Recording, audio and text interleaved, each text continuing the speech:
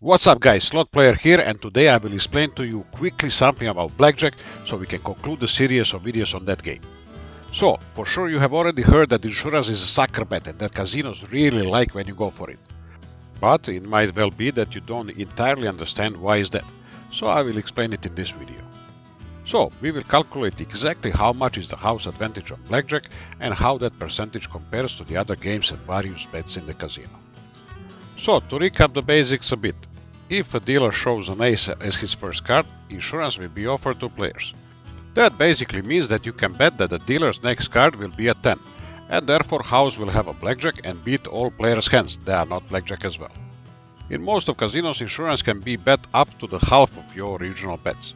Since insurance pays 2 to 1, that means that the player will win back exactly the amount that was bet in the first place as player's wager on the box. At the end, because player loses the original bet but wins the insurance, it turns out as if nothing really happened.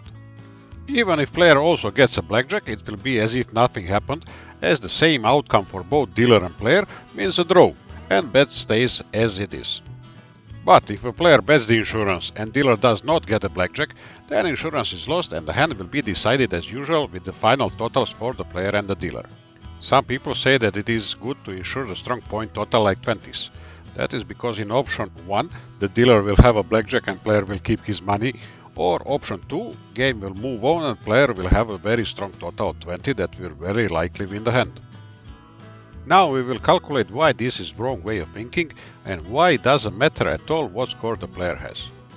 Okay, so we said dealer gets an ace and then ask if anyone wants to do the insurance. Let's see how many options are there for the second card. Can anyone guess?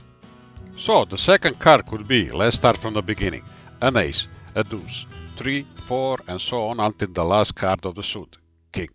That means there are 13 possibilities for a second card. We will neglect how many cards are out already and we'll do the math as if all cards are still in play to keep it simple. Okay, so if a player bets 1 money on each one of these 13 possibilities, how many coins will he spend? Let's count them, 1, 2, 3 and so on up to 13. That was easy, even my 6-year-old nephew could have counted that. Okay, how many coins did the player get back after all 13 possibilities were played out? Let's see, we said that the player gets 2 for each bet of 1. That is 3 coins altogether. And how many 10s are there in the deck? That is the key question because each 10 will make a player win 3 coins.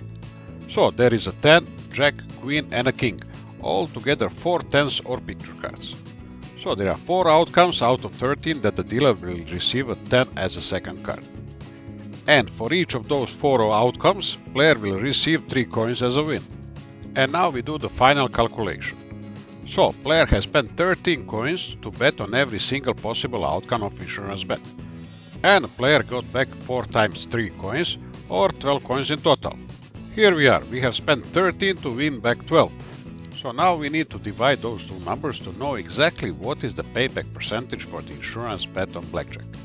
So 12 divided 13 is 0.923 or 92.3% is the payback percentage. That rest up to 100, 7.7% is what the house keeps, so-called house advantage.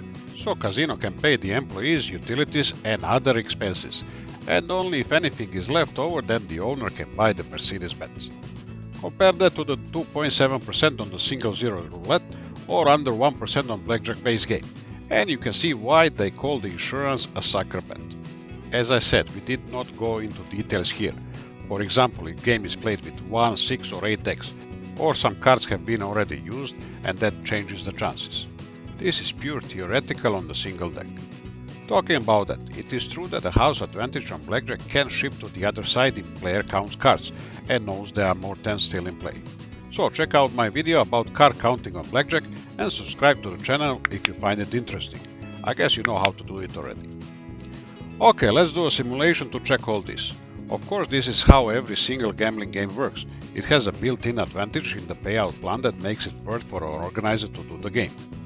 Let's make a matrix with 1 million of random outcomes from 1 to 13. In Excel this is done with this formula, 1000 times 1000 is obviously 1 million. I will zoom out a bit just so you can see what it means 1 million numbers on the screen. Here on the side we will count how many of each number came out in this random matrix. Here is the sum of outcomes showing a million, and in this column is the percentage of numbers in the total. You can see that in percentages that is more or less the same, and it does not matter much that sometimes the difference in the outcomes is more than 1,000. On million outcomes, that is very close. And this formula here multiplies the number of cards worth 10 points with 3. That was the number of coins we got winning the insurance bet when a blackjack came out, right? We divide that with a million, the total we have spent playing one coin on each outcome. And every time we get a number that is exact or very close to the 92.3%, the number we said is a payback percentage. So every time I press any key, the formula puts out a new million of random outcomes, and every time it comes to more or less similar number. That's why the house always has the advantage in the long run. Guys, if you play a little bit and only with the money you can afford to lose.